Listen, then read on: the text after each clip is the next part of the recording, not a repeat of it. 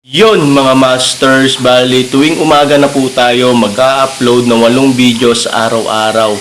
Bali hindi na po tayo mag-a-upload tuwing gabi. Tuwing umaga na po tayo mag-a-upload ng 8 videos mga masters. At maraming salamat sa mga solid kong masters na hindi nag-skip. Maraming salamat sa inyo. At mag-iingat po kayo palagi and God bless. Magandang gabi mga masters, bali ngayon po ay 8 videos po ma-upload ko po sa aking YouTube channel. Tama nga mga masters, 8 videos nga po ma-upload ko. Yon, what's up mga masters? Nandito na naman tayo sa panibagong araw, panibagong kabanata na naman ang pagsasama-samahan natin ngayon guys.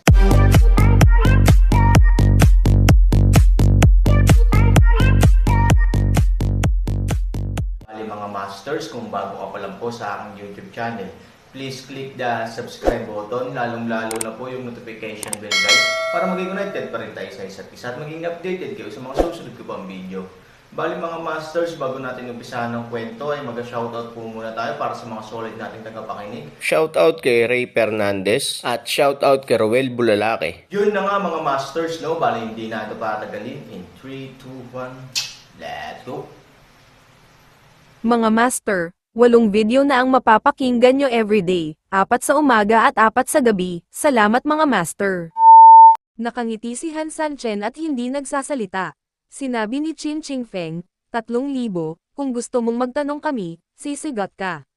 Si Aaron ay umiling, hinayaan kitang magtanong, ngunit hindi ko sinabing kailangan kitang sagutin. Natapos ang Aaron at mabilis na naglakad pasulong. Array. Inilagay ni Wang Siman ang kanyang mga kamay sa kanyang baywang at sinabing, "Bueno, may sakit kang manok. Ngayon ay malakas ka na, hindi ba? How dare you fool us?" Chin Ching Feng has no choice but to smile bitterly. Bagamat hindi niya alam kung ano ang naranasan ni Aaron, siya ay nagbibiro ngayon, siya ay nasa paanan ng bundok at pabalik sa nayon ng Wuyo. Hinanap ni Han Sanchen ang katawan ni Shu Hai at inilibing ito. Sanchen ay hindi umalis sa halip. Siya ay tumingin sa langit lamang sa gabi. Ay tumingin sa dalawang tao. Aaron dahan-dahan ng isang ngiti, talagang nais na malaman. Ang dalawang tao lang para sa isang sandali, ay hindi inaasahan Aaron. Sabihin, tumanggaw si Chi-Chi, tulad ng pound na bawang, kahit nasa tabi ng pitch, ay hindi rin maiwasang itapon ang mga mata ng Mausisa. Ang Panginoon noong una, halos tanggihan ni Bumi Shuangkai ang Aaron. Matapos maramdaman ang palakol ng Pangunoong Aaron, sinimulang tanggapin ni Bumi Shuangkai ang Aaron. Hindi nagtagal, ang walang kamatayang Shuangkai ay dahan-daang sumanib sa katawan ni Aaron. Pagkatapos ng kumpletong pagsasanib, isang malakas na puwersa sa walang kamatayang Shuangkai ang nag-inject din sa katawan ni Aaron. Bilang isang magic soldier na minsang nabasag ang langit at lupa kasama si Pangu, siya ay malapit kay Pangu sa buong taon. Kahit na pagkatapos ng daan-daang libong taon, ang walang kamatayang Shuangkai ay mayroon pa ring ganap na lasa ng Pangu. Ang hiningang ito ng Pangu na hindi lamang makakakonekta sa palakol ng Pangu, kundi mapapino rin ang katawan ni Aaron. Kapag ito ay pumasok, ang Aaron ay malinaw na nararamdaman na ang buong katawan ay sumailalim sa isang qualitative na pagbabago.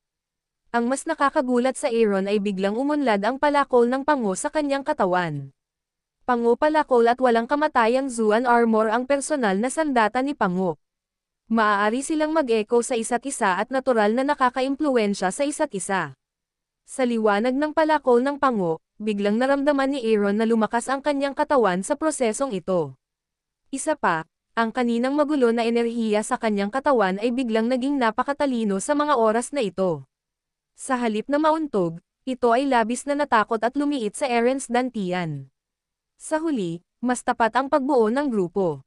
Sa oras na iyon, biglang nalaman ni Aaron na ang taong ito ay naging isang bagong gintong katawan.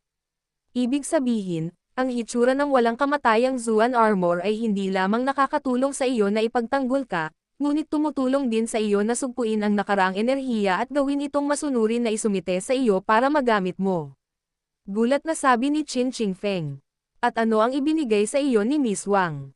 Matutulungan kitang maging ginto, nagpatuloy si Chin Ching Feng. Ngunit sa parehong oras, medyo lihim siyang nag-aalala kay Wang Dong.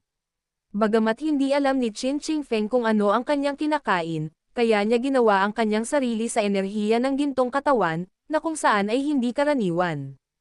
Marahil ito ay isang kopya ng pamilya ni Wang Dong. Hindi inaasahan ni Aaron na ang mga kakaibang bagay na ibinigay ni Wang Simon sa kanyang sarili ay patuloy na gumagala sa gilid ng kamatayan. Kasabay nito, ilang beses niyang tinulungan ang kanyang sarili sa wakas, tinulungan pa niya ang kanyang sarili na maglagay ng isang bagong ginintoang katawan tinalo. Niwang ng Chanho ang kanyang mga paa at dibdib sa loob ng ilang araw at gabi. Tuldok, si Ye Wuhuan ay isang master ng ethereal world.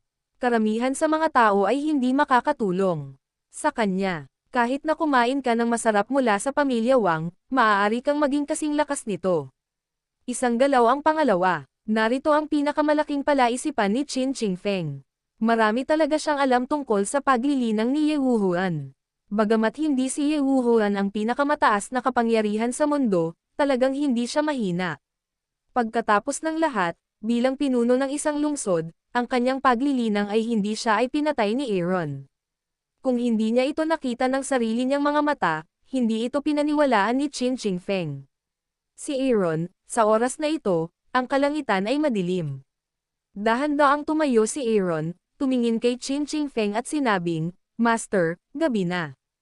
Kailangan nating magtrabaho." Trabaho. Natigilan si Qin Qingfeng, "Anong ginagawa mo?" "Baliin ang hanay ng purgatorio." Bagamat namatay si Shu Hai at wala na ang kagandahan ng araw sa nayon ng Wuyo, sa gabi, ang mga kaluluwa ng mga taga-nayon sa nayon ng Wuyo ay nawasak din ng hanay ng purgatorio. Gusto mo bang panoorin ang mga taga-nayon sa nayon ng Wuyo na patuloy na pinahihirapan nito sa gabi? Paliwanag ni Aaron. Purgatory Array. Kumunat ang noo ni Qin Qingfeng, pagkatapos ay antong hininga, "Patay na si Ye Wuhuan, paano mo masisira ang labanan?" Aaron nakangiting sabi ni San Chen, "Kailangan mo ba si Ye Wuhuan para masira ang labanan?" "May paraan ako." "May paraan ka ba?" Tumanggo si Aaron, at pagkatapos, na may isang magaan na paggalaw ng enerhiya sa kanyang kamay, ang buong tao ay lumipad ng diretso sa hangin, at ang kanyang katawan ay puno ng ginto. Sa isang magaan na kilos, isang malaking kamay na kumakawi at isang dagandong, isang gintong palakol ang lumitaw sa kamay ni Aaron. Nang makita ang malaking palakol, si Qin Qingfeng, nakakatayo lang, ay umupo sa lupa sa takot. Itinuro niya ang gintong palakol sa hangin. Halos hindi makapagsalita ang kanyang buong bibig, panguaks, my God. It's panguaks. Wang Simon stares at Aaron holding a golden axe in sa himpapawid. Sa una, nabigla lang siya sa hitsura ni Aaron, tulad ng mga bayani sa hindi mabilang na mga pangarap ng mga batang babae, na may hawak na mga sandatang mahika at nakatapak sa mga mapalad na ulap. Ngunit pagkatapos marinig ang mga salita ni Qin Qingfeng, si Wang Simon ay ganap na natigilan. Pangupalakol. Ang pinakamataas na maalamat na sandata sa mundo, ang hari ng mga armas. Pero hindi ba dapat sa alamat lang ito umiiral? Paano ba talaga ito lilito? Bagamat sinundan sila ni Wang Simon hanggang sa nayon ng Wuyo at narinig mula sa kanila ang sikreto ng pango, alam lang niya ang pagkakaroon ng walang kamatayang Shuangkai. Sa simula, naisip niya na ito ang pinakamatibay na pag-iral. Ngunit ang hindi ko inaasahan ay lumitaw ang panguaks, magagamit niya ang panguaks. Aaron ay maaaring gumamit ng panguaks. My God, Qin Qingfeng face shock, hysterical roar up. Ang mga mahiwagang sundalo ay nagniningning sa mundo, ang hari ng mga sundalo ay ang hari. Ang pinakamalakas na pag-atake at pagtatanggol sa mundo, siya Qin Qingfeng hindi kailanman pinangarap, ay maaaring maging sa parehong oras, ang parehong tao na nakasaksi. Sa oras na ito, dahan-daang itinaas ng Aaron ang palakol ni Pango, tulad ng buhay ni Pango. Nang itinaas ni Aaron ang kanyang palakol, ang talon ng palakol ni Pango ay nagtulak sa kulog na parang gintong liwanag upang salakayin ang nayon ng Wuyo. Kapag dumating ang gininto ang liwanag, ito ay nagiging gininto ang daloy, na dahan-daang kumakalat sa lupain ng nayon ng Wuyo na parang alon, at ang hindi mabilang na itim na ilaw ay dahan-daang nawawala sa ilalim ng gintong liwanag. Sa pagtingin sa buong nayon na dumadaloy sa gininto ang liwanag, si Qin Qingfeng at Xiao Tao ay natigilan. Sa stupefied na ito, sa tuktok ng Snow Mountain, mayroong isang walang laman na figure. Panguaks talaga. Hindi makapaniwalang tiningnan ng figure ang tanawin sa paanan ng bundok. Kung nandito si Aaron at ang iba pa, Magugulat sila na ang figure na ito ay si Ye Wuhuan na pinatay ng Aaron noon. Qing Qing Feng, Aaron, lihim mong kinuha ang sikreto ng pango para sa iyong sarili sa likod ko. Kung hindi mabayaran ni Wuhuan ang puot na ito, hindi siya tao. Nagulat si Ye Wuhuan at labis na ayaw. Sa kanyang mga mata, ang taong nasa ibaba ay dapat na siya mismo. Sa nakalipas na 3 taon, pinaghirapan niya ang sikreto ni Pango, kaya dapat siya ang nakakuha ng sekretong kayamanan. Ngunit sa huli, wala siya, at muntik pang mapatay ng Aaron. Kung ayaw niyang pagbutihin ang kanyang mga nagawa, namatay na siya dito ngayon. Sa kabutihang palad, ang masamang paraan ng purgatory array ay nagpapalakas sa kanyang kaluluwa. Bagamat lalo nitong naging mabangis si Ye Wuhuan sa mga nakalipas na taon, talagang napabuti nito ang ilan sa kanyang mga kakayahan. Sa ganitong paraan lamang niya maaalis ang kanyang kabibi. Aaron, I want you to die hard. Hindi mo makukuha ang hindi ko makuha. Ang anino ng malamig na inumin, ang buong tao ay mabilis na naglaho sa tuktok ng bundok ng nyebe. Sa nayon ng nguyo, kapag ang gininto ang liwanag ay puspusan, ito rin ang panahon kung kailan nauubos ang itim na hangin ng nayon ng nguyo. Nang makitang wala na ang masasamang espiritu, huminga ng mahabang hininga si Qin Qing Feng para makitang gumaan ang loob nila. Ang pag-amin ni Qin Qing Feng ng pagkakasala ay maaaring maibsan man lang. Ang Aaron ay dahan-daang nahulog sa lupa, at ang gintong palakol sa kanyang kamay ay binawi sa isang iglap, at ang gininto ang liwanag sa kanyang katawan ay lumabo muli. Pagtingin sa Aaron na paparating, mas bumilis ang tibok ng puso ni Wang Siman, ngunit hindi siya nahiya at ibinaba ang kanyang ulo. Aaron, Panguaks, paano mo magagamit? Tuwang-tuwang tinanggap siya ni Qin Qing Feng, tuwang-tuwa. Tumawa si Aaron at mahinang nagsabi, Master, alam mo ba kung bakit hindi makagalaw si Ye Wuhuan sa aking kamay? Tumanggaw si Qin Qing Feng na parang isang kalahating kilong bawang. Bagamat hindi niya alam kung gaano kalakas ngayon ang Aaron, alam niya ang sagot na napatay si Ye Wuhuan sa 1 segundo. Malakas, malakas, masyadong malakas.